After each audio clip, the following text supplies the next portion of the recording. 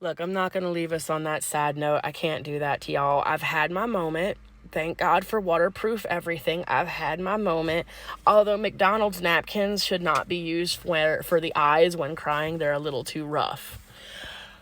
But story time, my children, gather around because it is time for the adventures with a home health aide. Now, please, if you are eating or drinking, put the streusel down. If you are 42 weeks pregnant, please be within driving proximity of your nearest hospital. Apparently, those are now the warnings I have to give out for my videos, because now it's time for the adventures with a home health aide. Quite a while ago, I was taking care of a gentleman who was in his final stages of hospice care. Now, if you know, you know. It's a sad moment. It's also a very difficult moment for families. And anything that we can do as home health aides to help, I wanted to do. So I looked around and I noticed that this house had not seen the rage cleaning touch of a woman in a very long time. It just hadn't. It was quite dirty. So I finally got in touch with a family member and I had told them what I would like to do for them. I would like to clean the house up for you. I would like to do something nice for you. Y'all going through enough. And they said that would be fantastic. If I would not mind cleaning up that house, we could come to an agreement. We could come to an arrangement. We talked for a bit, and then we decided that everything that needed to be thrown away would be put into garbage bags and put out in the garage. Everything that could be donated would be put into boxes or totes that I would find down in the basement and could be put into the living room. I did not realize the magnitude of what this house needed when it came to cleaning until after we got off the phone and I took a good hard look around. But Mama didn't raise no bitch. Let's do this.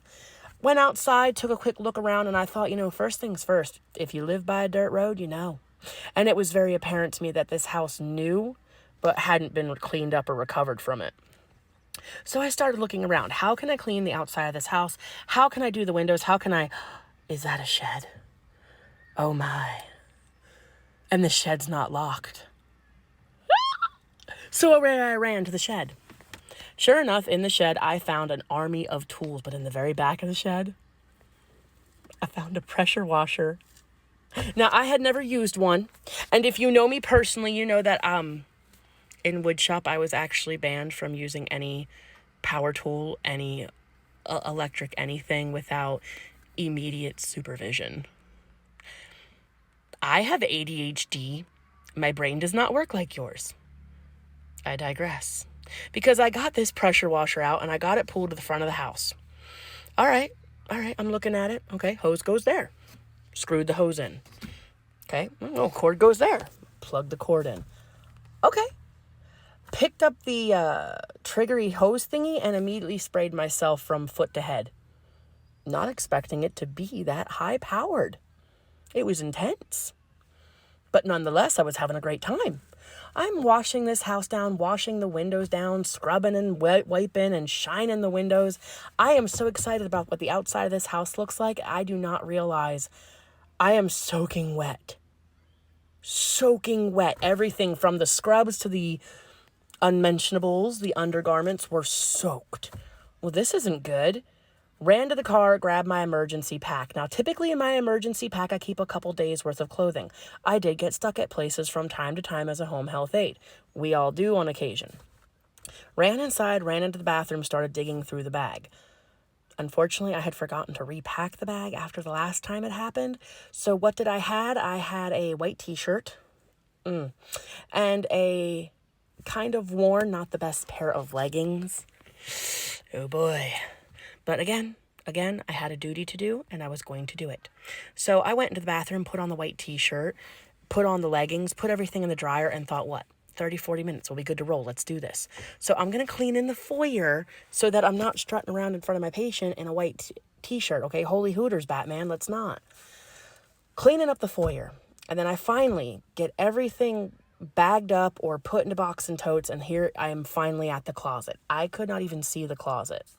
Open up the closet, it is jammed, packed full of stuff. So I'm going through everything, and finally I look up on the top shelf. Now, I am covered in coats because who cannot resist playing dress up just a little bit? I mean, the fur coats were fabulous.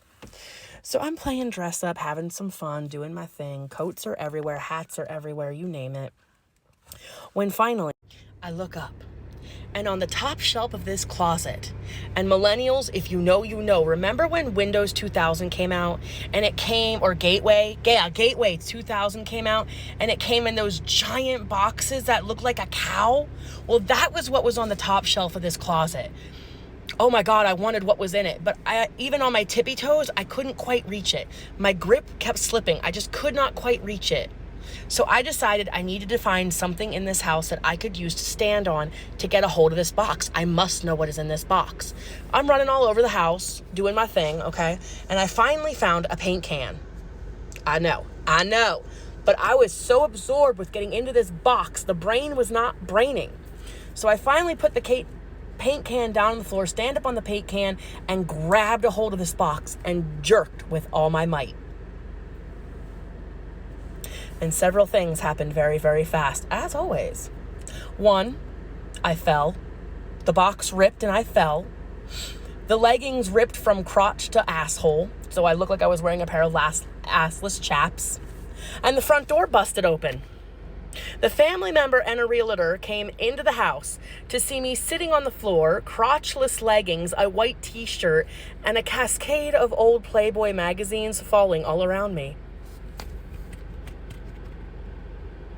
The eye contact was intense. The very awkward, as I scrambled to grab the October edition from 1981 to cover my delicates while she was proudly displaying her delicates was awkward. The quick scramble into the next room and shutting the door was very, very awkward. Thankfully, I scrambled in the right direction towards the closet where the laundry room was kept, and I was able to get my slightly soggy clothing back on.